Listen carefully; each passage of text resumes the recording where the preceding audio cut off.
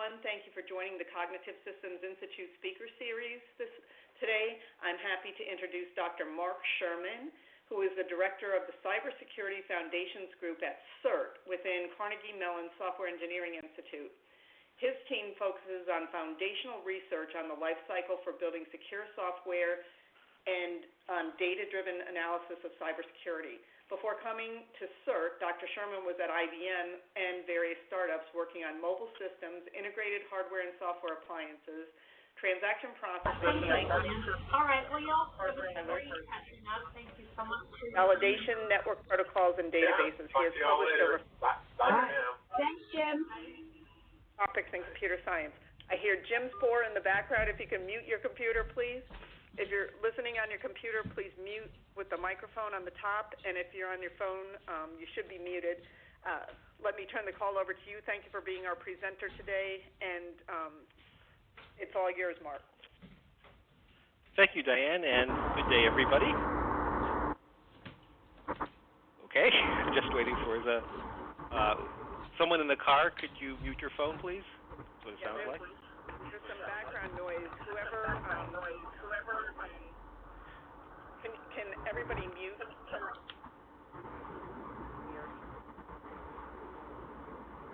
I need everybody's line muted, please.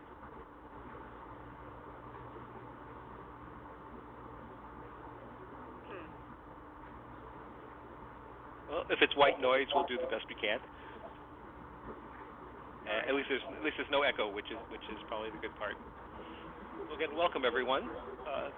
Today I'm going to be sharing with you our experiences that we had developing a Watson application. It's in one particular area of cybersecurity, maybe not one that people are most familiar with, but we'll discuss a little bit about the area later.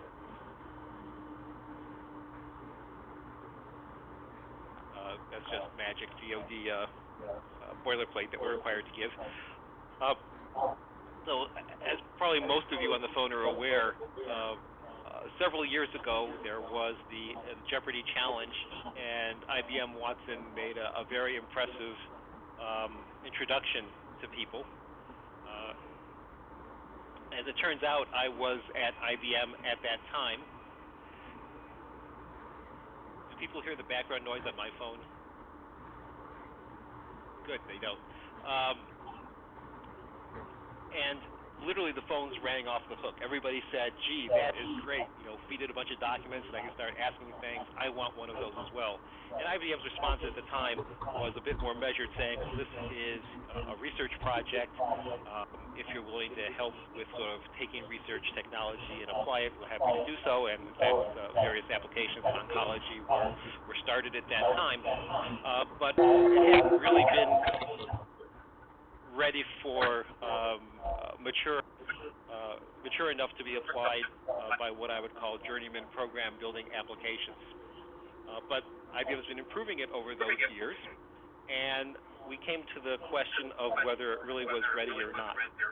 To give a little bit of background to this, I'm in CERT, which is the cybersecurity part of the Software Engineering Institute, which is a Department of Defense federally funded research and development center here at Carnegie Mellon University.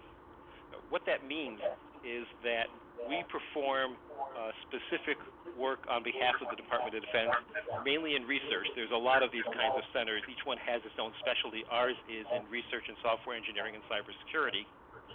And among the things the DoD asks us to do are to see whether there are mature technologies that can help them solve some of the problems that they are facing.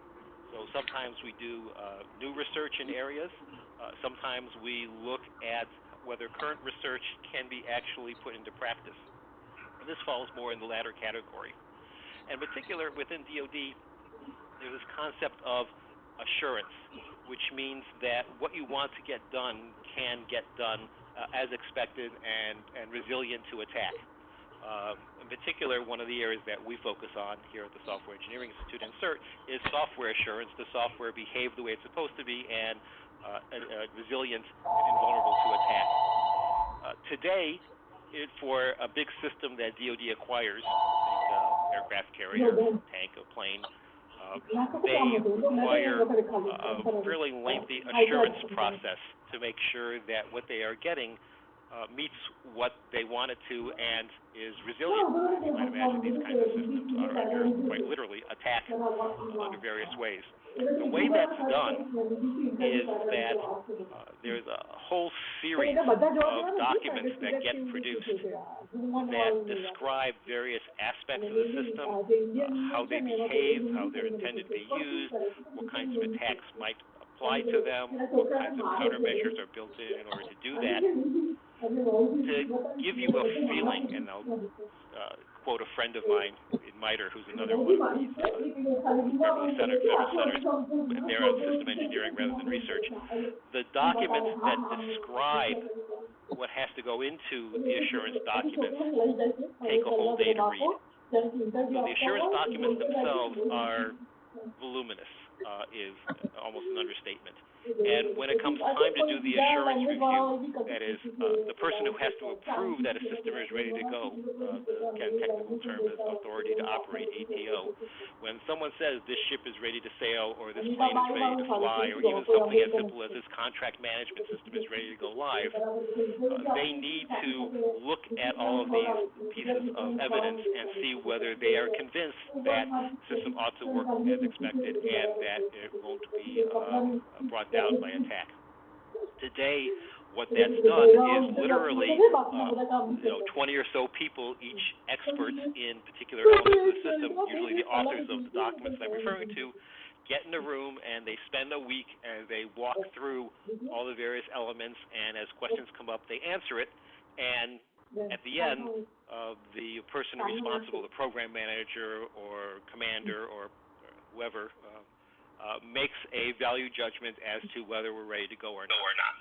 That's expensive, it's time-consuming, and the vision of Jeopardy, which is take a gigantic amount of documents, let the machine analyze them, and then ask questions in order to satisfy yourself that what you've got is appropriate, seems like a good match. And so the question was, can you use this technology to answer those kinds of questions, and can it be built without having a collection of PhDs in cognitive science be able to assemble that kind of application? And that was the experiment we were running. So the conclusions, just to give you sort of the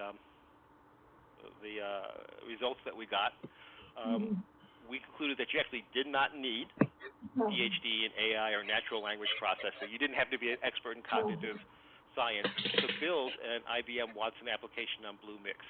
And remember the context here, IBM has now used the Watson brand to encompass many, many different features, functions, and even acquired products. When I use the word Watson, I specifically mean the original Watson technology, or at least function, used for the Jeopardy system, more conventionally called a question and answer system, which, as we'll see later, at the time that we were building the system, was actually the retrieve and rank service that sits inside of Bluemix. Excuse me. Second key takeaway we got was that you need significant automation for the corpus preparation. And in fact, it dominated the work that we did. We compared notes. IBM put us in connection with a variety of other ISVs using Watson, and this seemed to be a shared experience, that the applications themselves, the UI and handling the user feedback and so on, was, I would say, an order of magnitude less than what was necessary to create and maintain the corpus. You do need subject matter experts to help craft the document structure that's going to go into the corpus. So the vision of taking a book, putting it in Watson, and then you're ready to go, really doesn't work in practice. Instead, that book needs to be decomposed and deconstructed in a way that both is meaningful to Watson and meaningful to the users who are going to use the system later. Which brings us to the next point, which is that you do need to have user involvement to guide and improve the training. The materials and the processing really do get focused with a particular view or aspect to the information, and if you train it the incorrect way to answer one focus of questions, you won't get the desired results.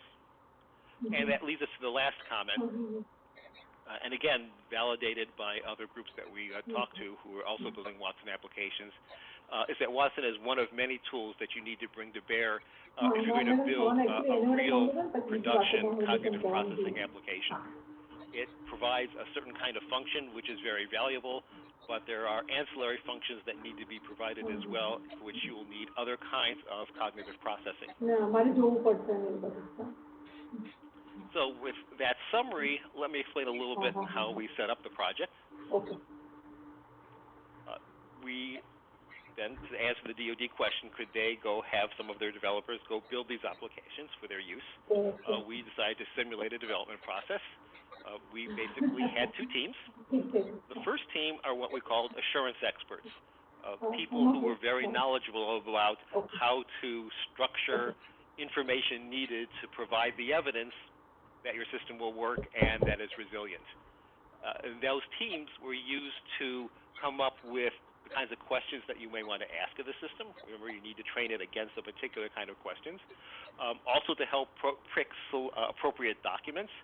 There's a staggering amount of paperwork involved in an acquisition. The assurance documents are but one, and there might be some secondary documents that are not normally labeled as assurance documents, but that you may want to include as well, and we use some of those here. They also had to help define the training, that in addition to the questions, we had documents. They needed to assemble what the right answers were, that Watson learns by seeing what good answers are to questions, and that's frequently called ground truth, but the experts had to provide that kind of information. With that, we also then assembled a team of developers. These were experienced programmers, so in particular they were senior undergraduates, and we had one graduate student as well. As computer science majors, they knew how to program. Most of them probably had a generic course in artificial intelligence, but they had no specific expertise in artificial intelligence or natural language processing. Again, the intention was to simulate what a typical DoD programmer might look like, and it's a reasonable approximation. So then we had to define the problem. That was sort of the first stage. And if you think about what kinds of questions you may want to ask about whether an airplane is ready to go or not, it's a very, very broad area. Now, as I mentioned, there's different kinds of assurance. There's assurance of the mission. Can I successfully refuel an airplane in mid-flight? That might be a typical kind of mission. There are system assurance that when the airplane is flying, it won't lose track of its navigation and it won't run out of fuel and things of that sort. And then there's software assurance. Are there no bugs, and is it implemented so that it won't be attackable by denial of service or SQL injection, or pick your favorite kind of weakness and vulnerability. For this purpose, we decided to focus ourselves on just the software assurance part, mainly because we had the expertise and we had access to the documents.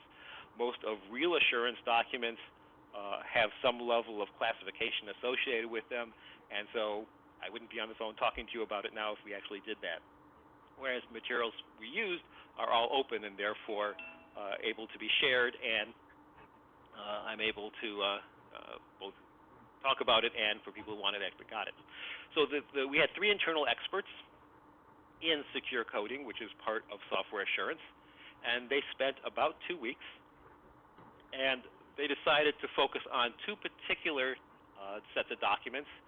One were the coding standards, rules of how to build code well, and a standard collection of problems that are found in code called MITRE's Common Weakness Enumeration. The idea of the scenario was that a reviewer gets tool output that evaluates software of a system, and that tool output will say, I see a violation of CWE 2013. And what the program manager might say is, well, what are the implications of having this kind of problem? Is this a big problem? Is this a minor problem? Is it a problem that gets isolated by context? And so those are the kinds of questions we focus the system on answering. So the experts pick those particular documents. They develop the sample training questions and answers. And as we'll see, as I mentioned, we have to come up with the documents that can give answers. They develop the document fragmentation strategy. We'll talk a little bit more about that later. Here is an example document. This is a particular CERT rule having to do with integer division. This is literally a page out of the book. If people actually want this for their own programming, these are all available online as well as downloads. But you'll see that it has a variety of sections in it. It's actually not the entire rule. The entire rule doesn't fit on one screen. There are about 400 of these rules across different languages, and MITRE has about 700 of these common weaknesses dealing with buffer overflows and SQL injection and so on. And this is what we started with as the document. Now, the answer that Watson gives really is dependent on the kinds of documents you feed it. So the example I give is the CIA fact book. In the CIA fact book, it things like the capitals of countries. So you can say, what's the capital of France? It'll say Paris. What's the capital of England? It'll say London. But if all you give it is the book and you say, what's the capital of France, it will bring back the entire book. It won't bring back the capital of France as Paris. To do that, you have to take out that little sentence by itself and have that be a document. So we split all of these documents into different pieces. And here's an example of how we decomposed a particular rule. And those all become now Solr documents, and they have many different formats, as you might imagine. Now, when we built the system, we then tried it out, and just to give you a feel for how well it worked, we asked a question, so what's the risk of using this particular rule when violation of this rule when it shows up? And here's the results that we got for recall. Depending on what literature you read, if you were a more careful data scientist, you might say recall is really trying to make sure that you have no false negatives, you have true positives. We use the more general term that the Watson community uses, which is making sure that you've got a relevant set of documents that came back. And in fact, all the documents that came back were related to this particular coding violation.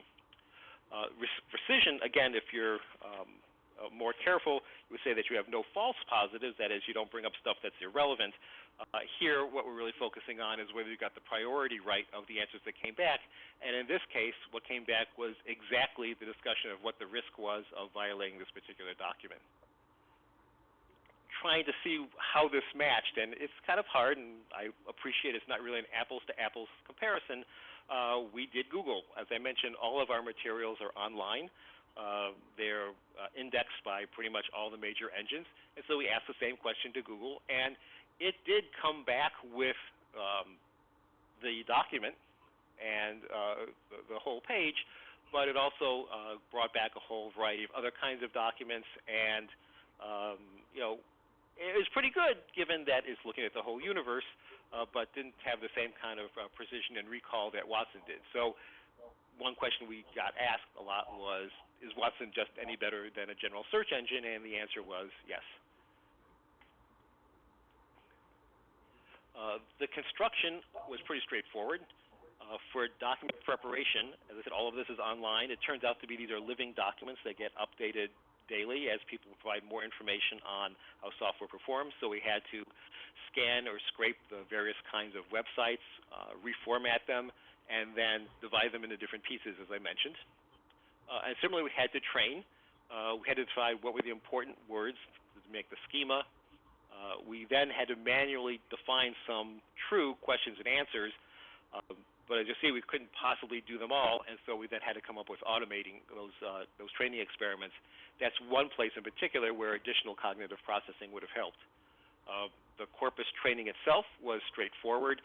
This just happens to be the current technology that's in Watson, Retrieve, and Rank. You provide information about Solr, which is the underlying database. You provide the training material, that's ground truth, and then you provide the actual documents, and that's the data. The application itself is simplicity. Put up a UI that says, give me a question. It goes and sends it off to Watson, which pulls things out of Solr. It then ranks them. That's what the retrieve and rank is adding on top of this, and then provides you an answer. As we'll see in a moment, the answer is not quite what you want, but we'll get there in a moment. This just gives you a feeling for how much time we spent on it. So elapsed time was about 11 weeks. As I said, we had 4 students working on this with no previous Watson experience, and we happened to use Python and JSON interfaces in order to do this. The vast majority of the time was in that loop labeled number 2. It took days to get the examples working. It took a couple of weeks to do some of the tuning. This just gives you some of the details of what some of the stuff looks like. We needed 18 specific fields. 2 of them were actually required by the system. But the rest we added. So for an exercise like this, think of it as 18 specific kinds of concepts we needed to capture. This is what a database knowledge would look like. When we deconstructed all the documents, we had close to 15,000 Solr documents for those 1,200-ish kinds of rules. Training required a variety of answers. Each question had to have 3 to 4 ranked answers. IBM will advise you that you need 50 training questions to get reasonable answers. Other people we spoke with in the ISV community said the number is 62. We heard that enough times that it came from somewhere, but we don't know why that very precise 62 number was there, but we heard it a lot. What we found was that for each original unfragmented document, we needed up to 200 questions, and in fact, we had to generate 150,000 questions in order for the system to start producing results that we found acceptable. Hence, those questions to be mechanical. We did it algorithmically. It probably would be better have been done with some sort of cognitive assistance. This is actually the answer that Watson gives back to you, which is just a way of saying you need to do your own kind of analysis on what Watson brings back. It's all sorts of documents and their rankings and their characteristics. So what did we learn? Well, this is what the expectation was. On the left, we thought just take a whole bunch of documents, drop them into Watson, and start getting answers.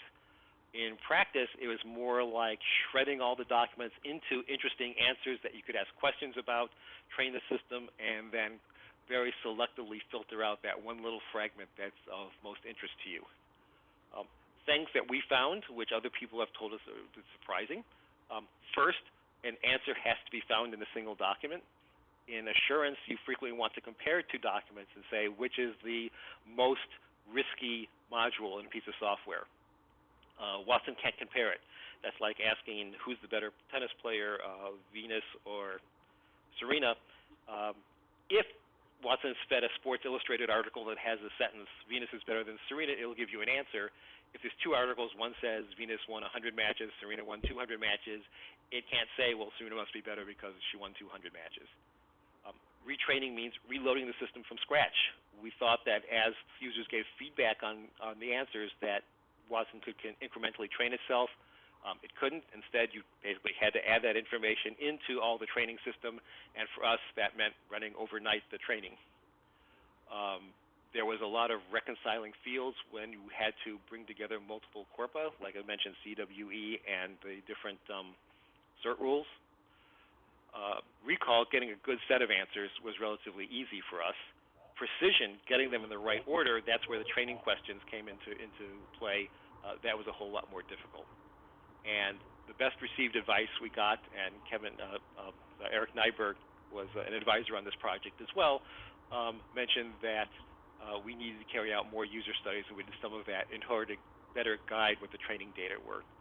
And in the case of Watson specifically, if you're going to do this in a production environment, you need to plan for a technical evolution. So in particular, just to give you a feel, this is just that particular interface that we're talking about. When Jeopardy happened, it was built on top of a UIMA infrastructure. That turned into another kind of infrastructure, which turned into another kind of infrastructure, which turned into retrieve and rank, which is what we used. And that even in the process of us doing that work, that itself was changed into R&R with a natural language classifier.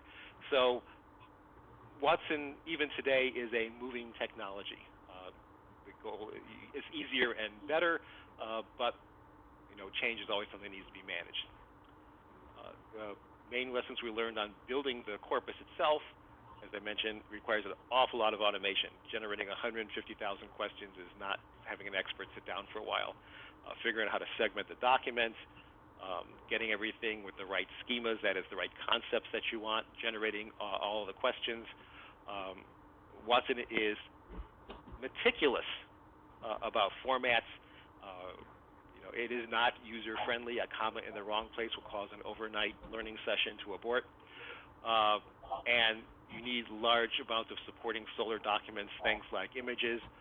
You don't want to put it into Watson. You usually want to have that just have the indirection pointers that go in there.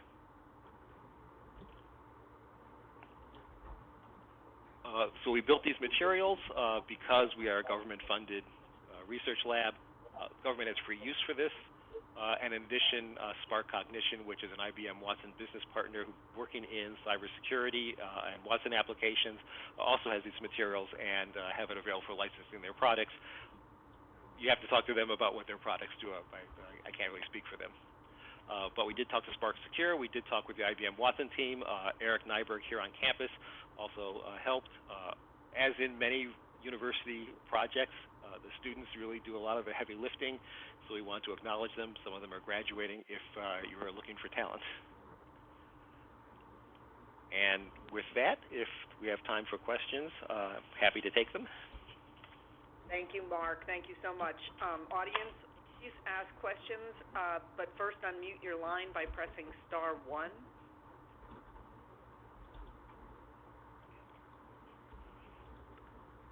This is Martin. I want to know whether or not if you incorporated an expert system with a few rules, you could overcome some of Watson's weaknesses in the things you were just reporting.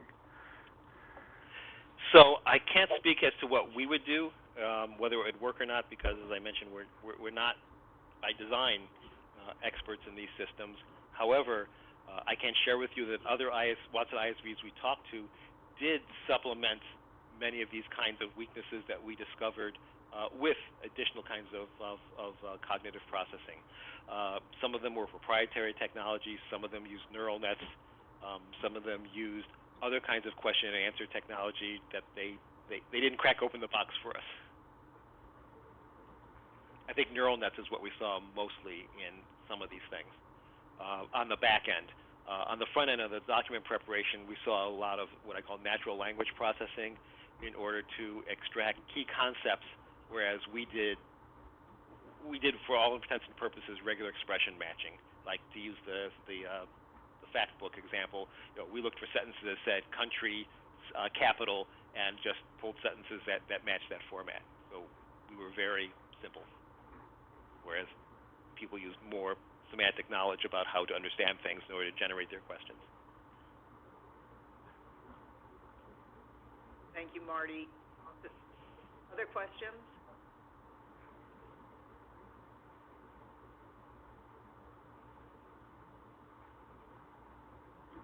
Mark, what was, I know the time frame was 11 weeks with 4 students, but when was this? Was this last year, or when did you build this application?